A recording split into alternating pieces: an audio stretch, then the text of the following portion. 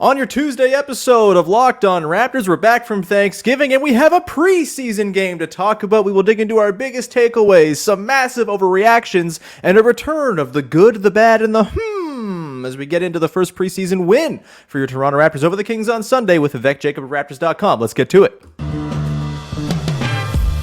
You are Locked On Raptors, your daily Toronto Raptors podcast, part of the Locked On Podcast Network. Your team every day. Hey, what's going on? And welcome to another episode of Locked On Raptors, part of the Locked On Podcast Network, your team every day. It is Tuesday, October the 10th, and I'm your host, Sean Woodley. I've been covering the Toronto Raptors now for 10 seasons on various platforms. You can find all my work over on Twitter at WoodleySean. You can go find the show on Instagram at Locked On Raptors.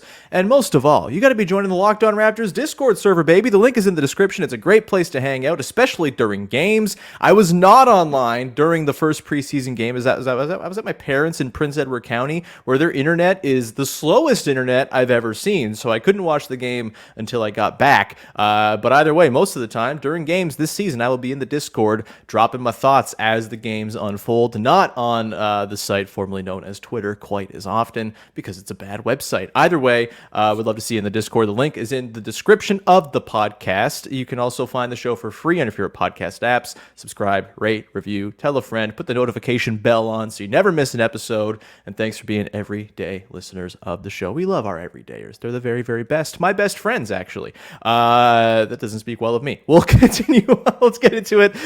Today's show is brought to you by Game Time. Download the Game Time app, create an account, use the code LOCKEDINNBA for $20 off your first purchase. And let's get to it. We've got a preseason game in the books. Vancouver seemed like a glorious host city for Raptors Kings on Sunday. And here to break it all down is our pal Vivek Jacob, Big V. The hoops are back. It's cold weather outside. This is our time, baby. It's our time to shine. It's our time to shine. I think the Raptors made a good start in preseason. I was encouraged with the overall, unselfishness. Obviously, selfishness was the theme of Media Day. And so to see 30 assists on 39 made field goals was definitely an encouraging sign. Yeah, no doubt about it. We're going to get into our biggest takeaways from the game. We'll get into some overreactions. We've each picked one thing we're going to really overreact about from a single solitary preseason game. And we will also round it out with the return of course, the classic segment after every Raptors game. It's named horribly, but it gets the job done. The good, the bad, and the We'll get into that a little bit later on. But let's begin with our biggest takeaways. Big V, for you, what was your biggest takeaway from the Raptors' 112-99 preseason victory over them Sacramento Kings? Beyond the passing and the 30 assists and all of that, you watch that starting unit, and it was like, Jakob Poeltl is going to be very important to how things go. And obviously just being involved a ton with the high post elbow actions. And I think, his reads are going to be super critical. I think how, active they are with their movement off ball is going to be critical. And, I think over the course of the season, when someone is that pivotal to an offense, I think being able to look for his own and make the most of his opportunities is going to be really important too. Yeah, I mean, Yak as that elbow hub, we'll get into some of the good and maybe just sort of like stuff I'm interested to keep watching as they try to massage it, especially the Scotty and Yak dribble handoff stuff. We'll get into that in a sec. But I do think overall, as a hub, he's a great passer. He, bringing him away from the basket, obviously, is a way to sort of, just sort of create some space that otherwise wouldn't be there if he were just kind of hanging out in the dunker spot or rolling to the basket with great frequency as just like a regular, pick and roll dive man. And that's going to be, the passing's great. I think also when he is running pick and roll with Dennis Schroeder, I think he makes a good target for him, right? He's an excellent pick and roll man. There was a couple times where the Kings blitzed Schroeder and it was just like a really quick pass to Yak. You got him going downhill with his great vision. I think he had a couple dump off passes for dunks and stuff like that. That is where Yak is really going to be excellent, I think, and sort of vital to this team. I still am curious how it works for him just as a traditional pick and roll dive man without a pull up shooting threat running pick and roll with him. Our team's going to tag him a little more aggressively, just sort of, sit back and sort of keep him from getting those easy targets. We'll see. Again, if you're going to blitz Dennis Schroeder all day, that's great. Do that. I would love to see that be the base defense for teams up against the Toronto Raptors, but I imagine we won't quite see that with most teams. Obviously, the Sacramento Kings, it's a preseason game, number one, but also not an especially stout defensive team overall. Bottom 5, I believe, last season. So there will be bigger tests to come, but certainly I thought the offense did look a little more intentional, a little quicker, and a little bit just sort of not so gummy. That said, I think my biggest takeaway, Big V, is that I do think the sort of core challenge is going to be pretty much the same for this year's Raptors team compared to what it was last year. I think we will see a lot of possessions, maybe not necessarily be the one guy dribbles for a whole lot of time, but I do think there will be a lot of resets of this offense. And particularly, I mentioned the Scottie Barnes, Jakob Poeltl handoff actions. I think that is something I'm really fascinated to see if teams just continually switch that all the time. They switched it a ton in this game. The parts where they actually used it, obviously, it's one game, it's a tiny sample, but they were pretty eager to just, switch that off and dare Scottie Barnes to get around and turn the corner on whoever was guarding him. A couple of times he kind of buried his chest into Keegan Murray, couldn't quite turn the corner around him, but buried his chest, got in close, scored from close range. That was great to see. That's something Scottie can do. But I do wonder just how much space they're going to be able to create with those handoffs, especially when it's two non-shooters doing them with Yak and Scottie.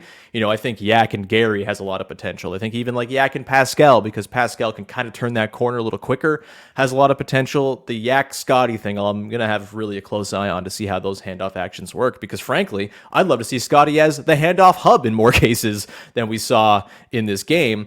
There was one instance in the third quarter where they ran the dribble handoff on the wing and they switched JaVale McGee onto Scottie, and Scottie blew by him with his left hand for a dunk. That was very encouraging. Not every defender who's going to be in that spot is 2023 JaVale McGee, but for me, I do think just sort of the lack of pull-up shooting, the similar size of a lot of these guys, it is going to dare teams to switch. Are you envisioning that being sort of like a core challenge for this Raptors team to sort out? And how do you think they can maybe work in some counters when teams are just going to switch very liberally and dare Scottie Barnes and others to sort of make stuff happen in those one-on-one situations? As you sneeze on podcast, I'm going to clip that.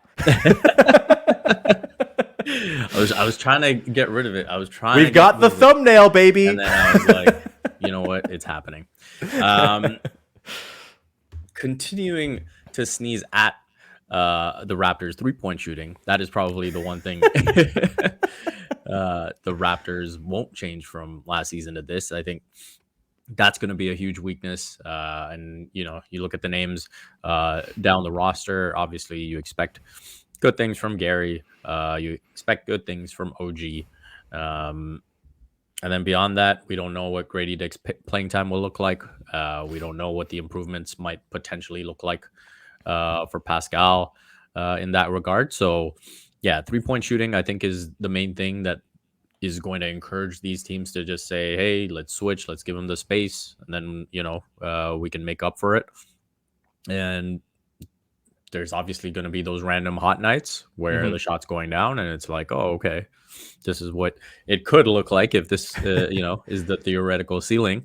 But I think that is probably the biggest thing that you look at and say that is probably not going to change a whole lot. Mm-hmm.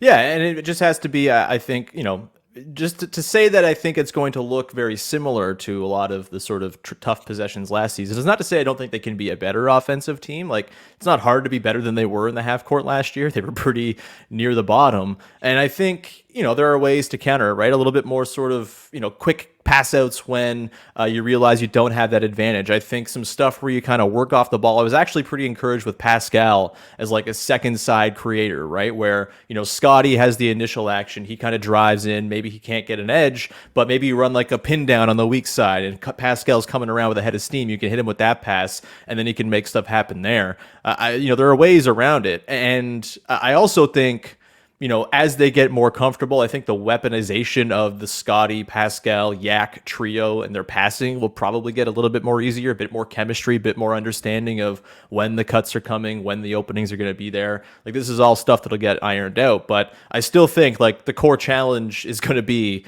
how do you avoid kind of devolving into iso ball when teams are daring you to do that with their switching? And I do think we saw a couple sort of longer possessions where they had to reset a few times, kind of get bailed out by late threes. OG had one on the wing, for example, a very contested three right at the buzzer that I think was kind of indicative of the type of possession we might see quite a bit this year. But that said, if you're playing Just with more quickly, intention, yeah, what's up? Since you brought up the OG three, one of my observations was that it looks like OG is going to be locating above the break a lot more. Yeah, exciting. Yeah. So yeah, just wanted to add that. Yeah, that's a good thing for sure. And yeah, I think you couple that with what I think is probably going to be a much more potent transition attack just on a per possession basis. And I think, we'll see them, probably do what they did last year and sort of bring up their bad half court offense with a better transition attack. Also found it interesting in this game. Maybe we save this for the but they lost. They won this game despite getting outshot by 14 field goal attempts. What a world. They played non-gimmick turnover game. They had 11 more turnovers than the Kings and still found a way to win. So that was exciting to see. First game, all that stuff. But definitely some encouraging things to build upon here. We'll come back on the other side and get into a thing that I really feel strongly about. And because we're going to have overreaction theater, I will get above and beyond in my strong feelings about it coming up in just 1 second. We're going to talk about our overreactions to the first game of the preseason. Before that, however, got to tell you about our friends over at Game Time, who are the place that you want to be going to right now if you're looking for tickets for your next big event, whether it's well in advance or especially right on the day of the event. Game Time gives you incredible deals. It's the fast and easy way to buy tickets for all the sports, music, comedy, and theater events near you. They got killer last minute deals, all-in prices, views from your seat, and their best price guarantee. Game Time takes the guesswork out of buying tickets. With zone deals, you can pick the section and Game Time picks the seats for an average of 18% savings. That's pretty awesome. And the Game Time guarantee means you'll always get the best price. If you find tickets in the same section and row for less, Game Time will credit you 110% of the difference. There's no reason to not use Game Time the next time you're in the market for tickets for an event. And hey, we got preseason basketball. The Raptors are back home on Sunday for their first preseason game. Go check them out. Go use Game Time. Try to get those tickets for those games. Download the Game Time app, create an account, use the code LOCKEDONNBA for $20 off your first purchase to take the guesswork out of buying tickets with Game Time. Terms apply. Again, create an account and redeem the code LOCKEDONNBA for $20 off. Download Game Time today. Last minute tickets, lowest price, guaranteed. All right, we continue on here, picking apart the first Toronto Raptors preseason game of the year, a 112-99 win over the Kings. A reminder, the show is available every single day, all throughout the season, Monday through Friday, Thanksgiving Monday, notwithstanding, of course. So please be sure to subscribe, tell a friend, rate, review, be here every single day. And the formula you get for these game recap pods will be very similar throughout the year as well. It's quick, it's digestible, it's good stuff, baby. All right, Big V.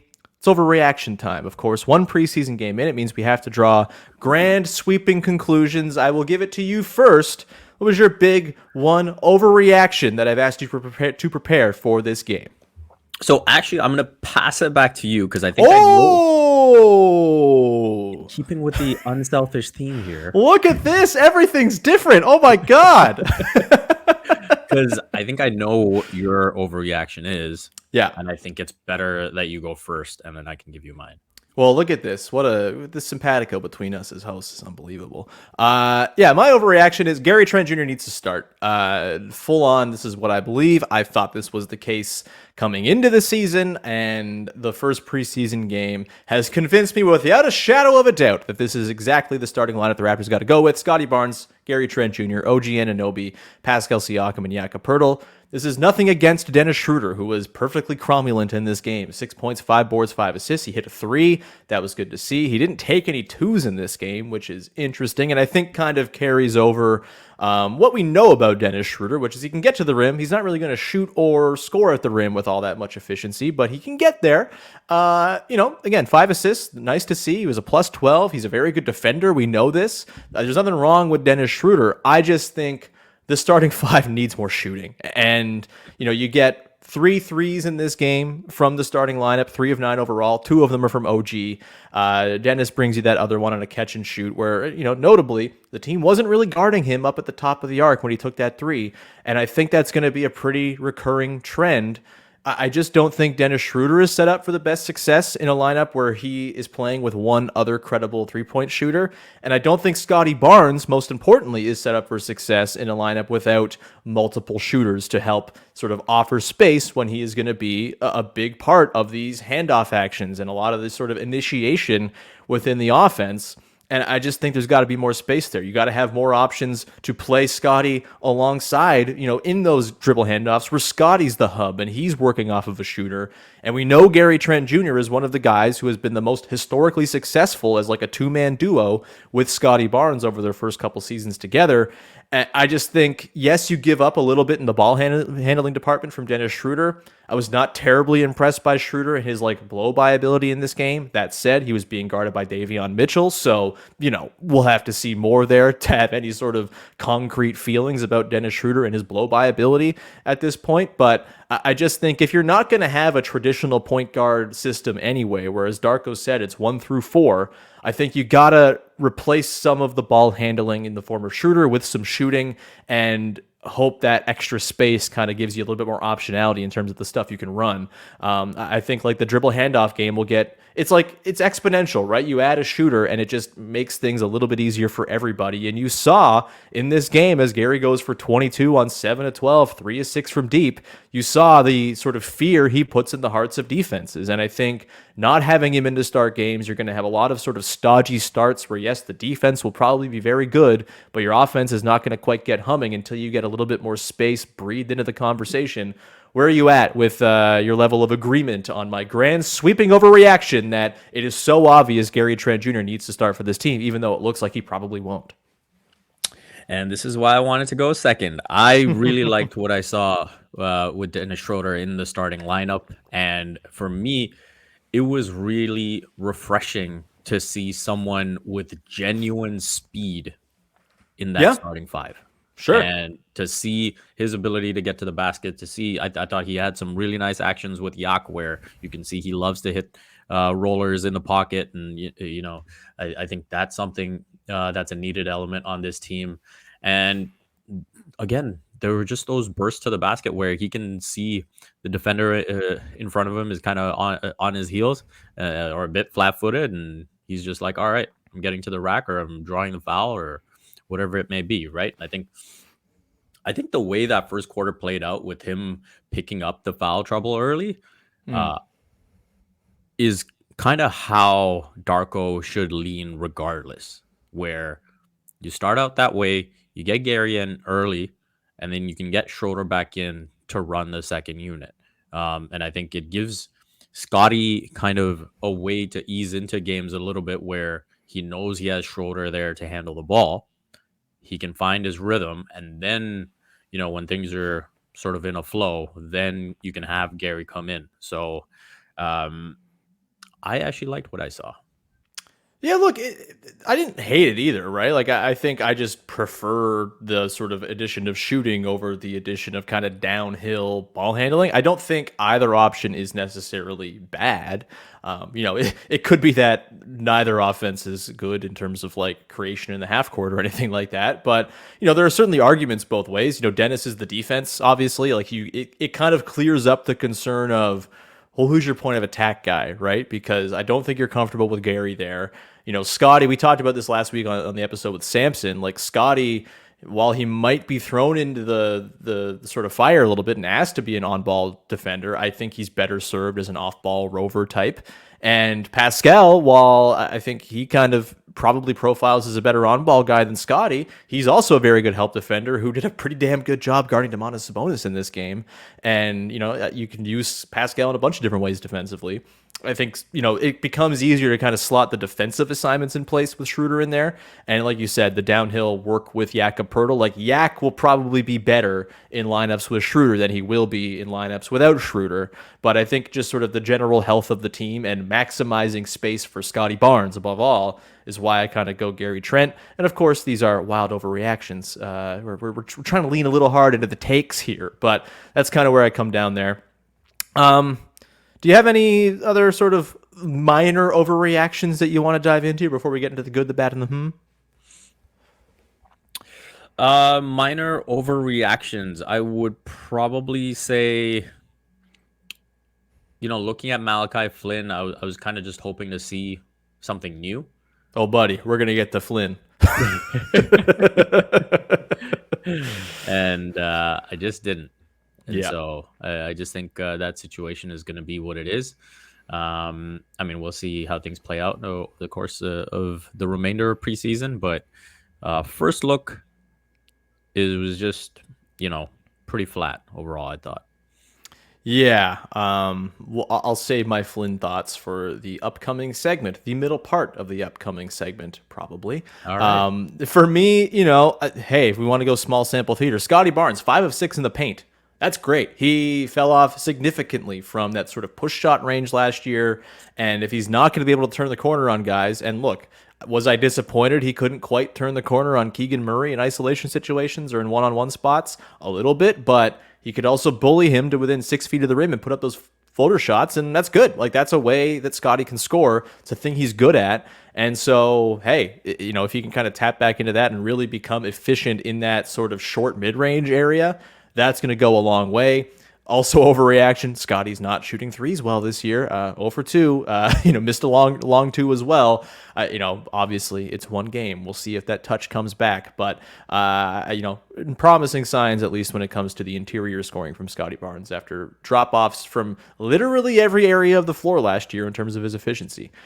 We'll come back on the other side, get into the good, the bad, and the to round out this game and our thoughts on it before we head off into a week of teeing up a whole bunch of preseason games that are way in the future. But in the meantime, let's tell you about our friends over at Jace Medical.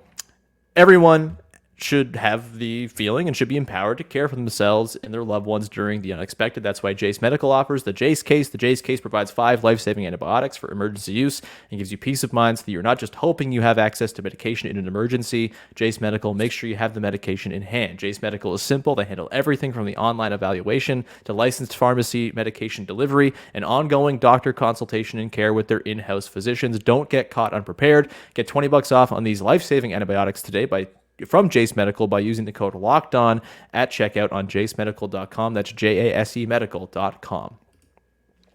All right, we continue on here. Vivek Jacob of Raptors.com is here as we dive on into the good, the bad, and the from the Raptors preseason opener. For those who are unfamiliar with this extremely well-named segment, we run through a little thing we liked, a little thing we didn't like, and a little thing that's got us a little curious, perhaps saying the word out loud with progressively more M's at the end of it over the course of the season. Kind of a burgeoning trend, if you will, that we want to keep our eyes on going forward. Let's begin with the good. Big V, I will cede the floor to you. What was your good from this game? Well, the good for me was beyond just liking Schroeder with the starting unit, was seeing that Gary got it done coming off the bench. Yeah, he was awesome. And so I thought he came in with great focus, played with great intensity. And I think, he's talked about how Darko has been in communication more than any coach he's ever had. And so I think if that relationship is strong, then I think it makes it that much easier for him to buy into that role. And let's face it, part of why Darko is maybe trying to be so communicative with Gary is because he probably feels deep down that, hey, I'm gonna need to ask this guy to sacrifice, right? Sure. And so I think I was really encouraged with what I saw from Gary off the bench, and obviously we know that was a sore spot for him and has been when he's come off the bench as a Raptor. And so hopefully that is a positive sign going forward. Yeah, I think, if anyone stands to benefit from dribble handoffs being the core principle of the Toronto Raptors offense, it's probably Gary Trent Jr. And, I'm excited to see him. He played a lot of minutes in sort of not very good lineups with like Malachi Flynn and a couple other dudes who maybe you wouldn't have at the top of the rotation depth chart. But I think as he plays with better players, I really want to see more of him and Scotty, more of him and Yak kind of working with one another. And we just got to give Gary Trent Jr. credit for being always on brand. 22 points, 1 rebound, 0 assists. The classic Gary line, and we love him for it. The man gets buckets, and that's really all he got. All he's out there to do. Boy, I can't say words today. My good, a pretty quick one. There were some improved signs defensively too. I thought he was a lot more in tune and stayed in front quite a bit. Yeah, that's going to be huge for sure, especially if he inevitably moves to the starting lineup, as he should. My good, I kind of touched on it quickly, but I thought Pascal Siakam played some awesome defense in this game, really making Domantas Sabonis' life miserable. And I'm really keen on like a bounce back defensive season for Pascal. Not to say he was bad last year, because he still remains one of the smartest, most in-tune defenders on the team. And when he really kind of musters it, he's awesome, especially as like a help side rim protector and whatnot. But in this game, like Sabonis is a load. He's huge, he's strong, and I thought Pascal did an awesome job just kind of keeping him from getting to the spots he wanted to get to, harassing him with like really good sticky hands, poking balls loose. Really enjoyed Pascal's work on Sabonis. Also, a quick good to Mohamedou Gay, who seems like he might be kind of fun and probably is not going to play for the Raptors at all this season, but dude can jump. Dude has a little bit of touch. He had a beautiful little Euro step bucket that was beautiful. A beautiful little Euro step bucket that was beautiful. I am just the thesaurus man today. Monday morning. Hell yeah. Tuesday, but Tuesday morning. Feels Monday for sure. Loving me some Mohamedou Gay. I would like to see him get some run with the 905 down there. He's on Exhibit 10, so again, unlikely he makes the team, but who knows? Maybe things break right for him. Let's get to the bad. I already kind of teased mine, man. Malachi Flynn, brother, like, it's just not there, man. I just don't, like, yeah, he had 5 assists in this game. He played 20 minutes, like, he got a lot of run. The shot making still is not there. 1 of 6 from the field, 1 of 4 from deep. Some kind of baffling turnovers, and just like a lack of command of the offense. And just like a couple of times where, he has the ball up top, you would figure this is the time to run like a classic pick and roll with the guy whose whole thing was I run pick and roll, and just kind of just like dribbles the life out of it for a little while. Someone has to come and save the possession. I don't see it with Malachi Flynn. Do you think there is any sort of foreshadowing here in him playing 20 minutes in this game of him actually getting some like legitimate backup point guard run in Darko Rajakovic's rotation? Or was this just a preseason game where you're going to see what you got in Malachi Flynn? I think there's definitely an element of let's see what you got. But I do think he'll probably figure in, I think, when you even go back to the comments that Masai made after the firing of Nick Nurse, it was kind of like, hey, we wanted to see more of Malachi. We wanted to see more of Delano, and that didn't happen. And, if we're not going to win as many games, we got to at least try and develop our guys. And Sure. So I think there will definitely be an added focus on that. And obviously, we've seen Darko also say that he wants his bench rotation to be 4 or 5 guys deep. Yep. And so I do think that Malachi will get opportunity. And if he throws it away, I don't think this season it'll be due to a lack of minutes. I'll put it that way. That stresses me out. Thinking about more Malachi Flynn minutes. I'm not terribly keen on the idea. I just don't think he has it, man. And like, maybe I'm being too dismissive after 1 preseason game, but we have 3 years now of him just kind of not having it. And as much as like the development thing with Nick Nurse was like, yeah, I get it. That was a real thing where he did not play his guys enough and give them enough runway to figure things out. Delano Banton and Malachi Flynn are probably the 2 guys for whom I like don't think it was Nick Nurse's fault as much. Like, I just kind of think Delano Banton didn't really have many transferable skills to being a role player at the NBA level. And Malachi Flynn just doesn't really do anything at a terribly high level. And we have now, 3 seasons of, yes, it's all small sample little windows of him playing, but the larger picture is that Malachi Flynn just doesn't really bring winning positive minutes to the floor when he's out there. And, while I understand the compulsion to maybe want to play him more this season to see what you got in the last year of his rookie deal, he's also 25 years old, and you kind of maybe just have to accept sometimes that it's not there for everybody, and you can't just, say we're going to develop this guy and have the guy develop into something. It's got to be kind of a two-way street, and I don't think Malachi Flynn, in the minutes he's gotten in his time, has met the Raptors in the middle, as it were, with some play that would then inspire more minutes for him. And so, it's one preseason game. We'll see, but not terribly inspired by Malachi Flynn in this one, despite the 5 assists. That's what you'd hope to get from a point guard who gets 20 minutes of action running the offense. Let's go to the round it out there. What you got for your Big V? Did I do a bad? Oh, did you do a bad? No, we lingered on Malachi Flynn. Sorry. What's your bad? So with Malachi, for me, I'm leaving it in that sort of minor overreaction for now. Sure. Let's see how things go. For my bad, I have the center position. I think after Jakob Poeltl, to see Thad Young in there by necessity is not encouraging. Right. I think Precious being hurt, Christian Koloko, really, no timeline. We don't know what's going to happen there. Obviously, wish him the best. But I think that is a major concern going into this season. Right. The fact that Koloko missed Summer League with this same issue. And now here we are 3 months later, and it seems no closer to being resolved. I mean, I hope it is. Yeah. But the fact that there's no timeline suggests, we really don't know what's happening here. So I think that is a concern for sure. And then I would say even, when Precious returns, there's been a lot of talk about what he could potentially provide from the elbows and that high post action. I think that's going to be an interesting experiment. And by interesting, I'm not too enthused by it. And so seeing if your hair lights on fire with a Bunsen burner is also an interesting experiment. And so, I think when you look at the way things are shaping up at the center position, it's not great, Bob. Yeah, I mean, I think I'm a little less concerned because you're going to have 30 to 33 minutes a night devoted to Yak, right? If he gets hurt, boy, it's trouble. But I think he's going to soak up a lot of those minutes. And I frankly am pretty bullish on, small ball Scotty, small ball Pascal lineups to kind of, sort of tide them over.